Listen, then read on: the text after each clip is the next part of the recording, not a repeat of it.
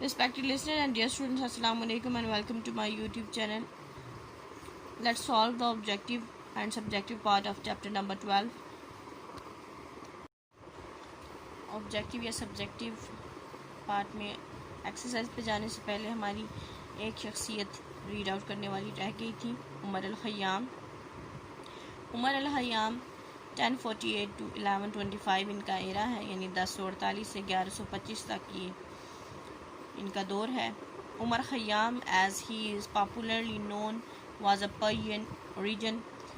उमर ख़य्याम जो कि बहुत मशहूर हैं, जाने पहचाने शख्स हैं, फ़ारसी ओरिजिन से इनका ताल्लुक़ था, यानी ये हालिया ईरान से इनका ताल्लुक़ था। His name Khayyam actually means tent maker. इनका जो नाम है ख़य्याम, इसका असल में मतलब हैमा बनाने वाला था। He became famous letter for his रुबाइयात और quatrain. A very well known रुबाई is quoted below। ये अपने बाद में ये मशहूर हुए अपनी रुबाइयात, यानी 4 लाइनों की एक नज़्म होती है, ये वो लिखा करते थे जिसकी वजह से ये मशहूर हुए। इनकी बहुत ज़्यादा जो बहुत जानी पहचानी रुबाई है, रुबाई का प्लुरल होता है रुबाइयात। उनकी इन 4 लाइनों की जो बहुत ही जानी पहचानी नज़्म है वो ये है। The moving finger rights and having writ moves on, nor all the pity nor wit shall lure it back to cancel half a line, nor all the tears wash out a word of it। कहता है कि चलती उंगली लिखती है और अल्फाज लिखती जाती है और चलती जाती है, ना ही तुम्हारा तकवा और ना ही तुम्हारी अक्ल, यानी अक्ल और दानिश इसको वापस कर सकती है या इसको मिटा सकती है या इसको लिखी हुई तहरीर को ख़त्म कर सकती है, और ना ही तुम्हारे सारे आंसू इसका एक भी लफ्ज़ अरेज कर सकते हैं, मिटा सकते हैं। ख़य्याम्स important contribution to mathematics and astronomy however is less known. Khayyam के जो अहम जो कंट्रीब्यूशन है वो हिसाब में और इल्म फ़ल्कियात में है, लेकिन ये इस हवाले से कम ही जाना जाता है। ही reformed the Persian solar calendar and renamed it as the Jalali calendar after the ruler of that time. उन्होंने जो उस वक़्त का जो फ़ारसी शमसी कैलेंडर था उसको रिफ़ॉर्म किया, उसमें चेंजेस लाए और उसका नाम दोबारा से रखा, उसका नाम जलाली कैलेंडर रखा, उस वक़्त का जो हुक्मरान था उसके नाम पे। This calendar is believed to be more accurate in its astronomical calculations then the Gregorian calendar. ये जो आज का कैलेंडर यूज़ होता है, ये माना जाता है कि उसने जो भी कैलकुलेशंस की थी उस हिसाब से वो बहुत ही ज़्यादा बहुत ही एक्यूरेट थी, दुरुस्त थी। आज का जो कैलेंडर जो अभी हम यूज़ करते हैं, जनवरी फरवरी जिसमें मंथ है, इसको ग्रेगोरियन कैलेंडर कहते हैं। इस कैलेंडर के बिल्कुल तकरीबन बराबर है, with the difference of only 1 day in 3770 years, यानी 3770 सालों में सिर्फ एक दिन का फ़र्क आया है। इतनी एक्यूरेट उसने कैलकुलेशंस की थी। Learning about the achievements of these remarkable men in various fields of knowledge, we see that they lived in a period of Muslim history। ये सारी अचीवमेंट्स, ये सारे जो कारनामे इन्होंने किए हैं, ये इन अजीम इंसानों ने मुख्तलिफ जो इल्म की मुख्तलिफ फील्ड्स हैं, मुख्तलिफ ब्रांचेस हैं, उसमें इसे हम देखते हैं कि ये मुसलमान जो इस्लामी तारीख़ है उसका एक सुनहरी बाब थे। एक इन्होंने टाइम पीरियड गुजारा when the Muslim nation was strong and successful. ये उस वक्त की बात है जब जो मुसलमान जो उनसे हैं बहुत मजबूत थे और सक्सेसफुल थे, कामयाब थे। This made it possible for the governments and rulers to support and finance scientist, philosopher and men of knowledge, resulting in developed civilizations। یہ اس وقت کیونکہ مسلمان جو سا ہے وہ کامیاب تھے اور مضبوط تھے، ان کا یہ اسٹیٹس، جو حکومتیں ہیں ان کا یہ اسٹیٹس ان کو اس قابل بناتا تھا کہ جو حکمران ہیں وہ جو بھی سائنسدان ہیں، فلاسفر ہیں یا علم و دانش رکھنے والے لوگ ہیں ان کو وہ فائنانس کر سکیں، ان کو وہ پرووائڈ کر سکیں سب چیزیں، ان پہ پیسہ لگا سکیں، سرمایہ کاری کر سکیں، اور جس کا رزلٹ یہ آتا تھا کہ ایک ترقی یافتہ تہذیب جو سا ہے وہ جنم لیتی تھی۔ چیپٹر نمبر 12 ہے مسلم scientist, philosophers and travellers. Objective section میں پہلے ورڈز ہیں: زینت، the highest point of achievement; temperamental, moody one; navigation, to guide the direction; and speed. Astrolabe, deal with navigation یعنی ستاروں کی جو ڈائریکشنز وغیرہ ہیں۔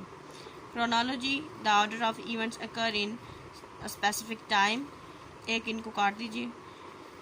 treatise, a long formal piece of writing on some subject. equivalent, equal in value or amount یعنی کسی چیز کے برابر۔ MCQs and the period from dash century can be called zenith of Muslim world 9th to 15th. Dash was the most famous Arab scientist. یہ البیرونی ہے۔ Ibn Sina's writing on dash brought his fame. Philosophy. Dash is the study of history and written histories. یہاں پہ historiography آئے گا، histogram ٹک ہوا ہوتا ہے، یہ wrong ہے، آپ کریکٹ کر لیجیے ہسٹوریوگرافی۔ نیکسٹ ہے خیام مینز ڈیش، تو یہاں آ جائے گا ٹینٹ میکر۔ بلینکس ہیں۔ Ibn Battuta travel from dash to China, Spain to China. Ibn Khaldun lived from dash is known as father of historiography 1332 سے 1406 تک۔ dash came from Bukhara. ابن سینا رباعیات is plural of dash which is dash poem. رباعی کا یہ plural ہے اور 4 line poem ہوتی ہے یہ۔ خیام's important contribution to mathematics to dash and dash are less known: mathematics and astronomy. True false ہے۔ ابن Battuta was a student of law، یہ true ہے۔ Albiruni was born in Ghazni and died in Uzbekistan، false ہے۔ الخوارزمی was a famous mathematician، true ہے۔ ابن Battuta lived in India as Qazi، true ہے۔ ابن رشد had a strong command over number of subjects، یہ بھی true ہے۔ نیکسٹ ہے میچ دا کالمس۔ کالم ہے، فرسٹ کالم میں ہے بک کے نیمز ہیں۔ کینن ہے، قانون شفا ہے، مقدمہ، رباعیات، المقالہ فی حساب الجبر وال، مقابلہ۔ یہاں پہ رائٹرز کے نیم ہیں: عمر الخیام، ابن خلدون، الخوارزمی، ابن سینا، البیرونی۔ تو عمر الخیام نے جو بک لکھی تھی وہ رباعیات ہے، یعنی وہ رباعیات لکھا کرتا تھا۔ ابن خلدون نے مقدمہ تحریر کی تھی۔ الخوارزمی نے المقالہ فی حساب الجبر وال، مقابلہ۔ ابن سینا کی جو تحریر ہے وہ ہے قانون شفا۔ البیرونی کی تحریر ہے کینن، اور یہ ہوتا ہے 4 3 5 2 1۔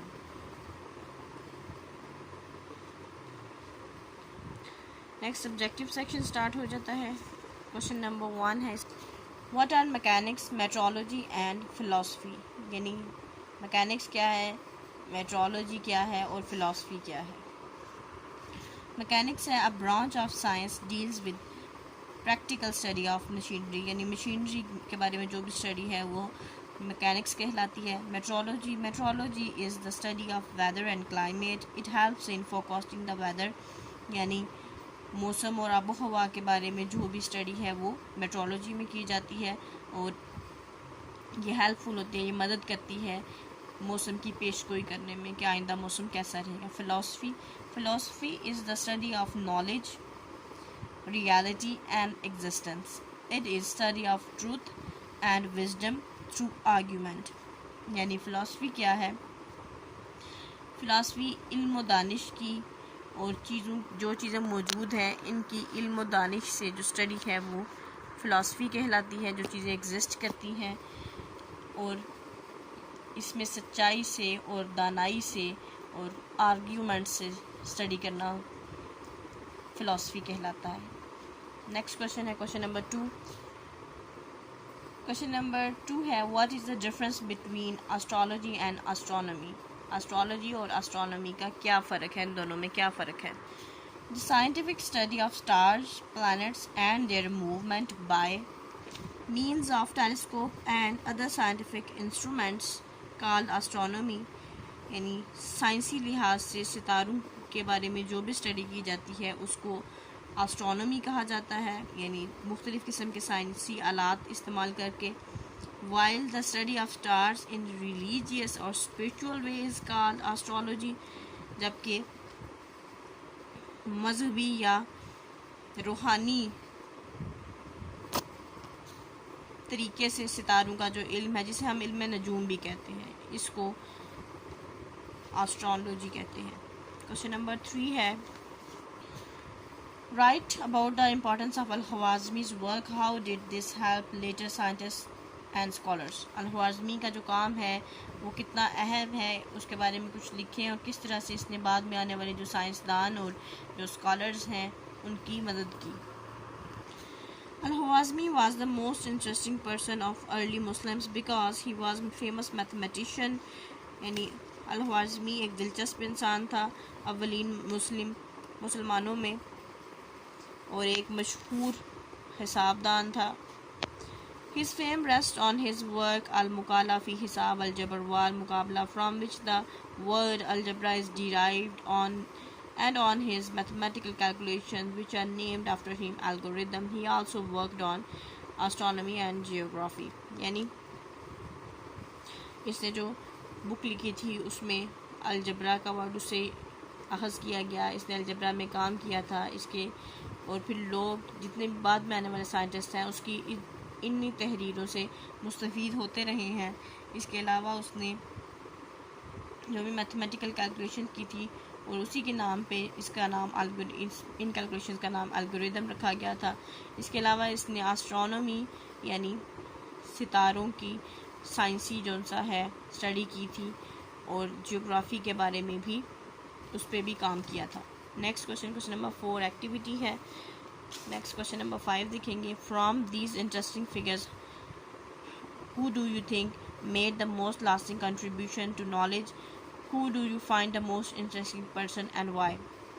یعنی یہ جتنے بھی لوگ آپ نے پڑھے ہیں اس چیپٹر میں, ان میں سے کس کی آپ سمجھتے ہیں کہ بہت انٹرسٹنگ پرسن تھا اور کیوں تھا, اور اس کی کیا ابھی تک اس نے جو بھی مطلب ہے کہ جو بھی اس کی کنٹریبیوشن تھی وہ ابھی تک موجود ہے. آپ ایسا کس شخص کو سمجھتے ہیں ان سب میں سے؟ تو وہ آپ کی چوائس ہے, آپ چاہیں تو کسی اور کو بھی لکھ سکتے ہیں, بٹ یہاں پہ I personally found Ibn Battuta the most interesting person. Ibn Battuta was the most famous traveler in early Muslims. He covered about 120,000 kilometers. His account tells us about much the Muslim world of 14th century. یعنی ابن Battuta کو میں personally بہت interesting دلچسپ شخص سمجھتا ہوں. یہ ایک فیمس سیاح تھا جو اولین جو مسلمانوں میں مشہور ہونے والا سیاح تھا. اس نے تقریباً 120,000 کلومیٹر کا سفر کیا. اس کی جو سرگزشت ہے وہ ہمیں اس وقت کی مسلم دنیا ہے یعنی 14ویں صدی کی, اس کے بارے میں بہت کچھ بتاتی ہے. He studied law. He also lived in India for several years as Qazi at Tughlaq's court. اس نے لا پڑھا, قانون پڑھا. وہ انڈیا کا بھی اس نے سفر کیا, اور انڈیا میں تغلق کی جو عدالت تھی اس میں قاضی کے فرائض بھی سر انجام دیے. اس کو یہاں سٹاپ کرتے ہیں. Wish you best of luck and اللہ حافظ.